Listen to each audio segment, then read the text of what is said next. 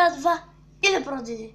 Днес ще говоря за неприятностите, всъщност неприятностите, които се случват в живота. В живота ти си имал неприятности, аз съм имала неприятности, всеки е имал неприятности. Но защо са ми ги причинили? Сега ще разберем.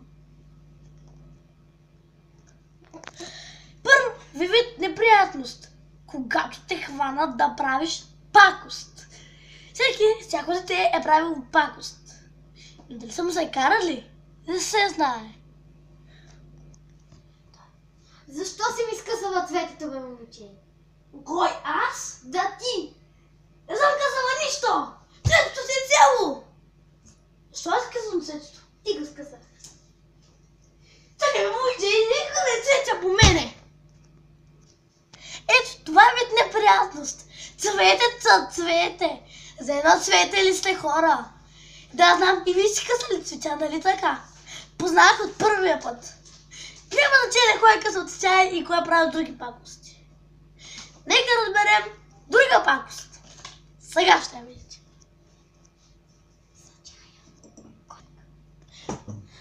Ти ли ми ползва парфюма му? Аз не съм ти ползвала нищо. Надушвам да.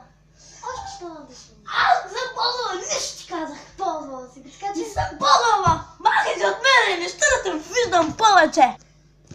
Това е вид неприятност. Това е второто видео с такива забавни комедиани с шоута. Макар да съм болна, ви споделям това с вас. Благодаря, че гледахте видеото ми. Ще казвам се нови и на видео. Обичам ви, чао!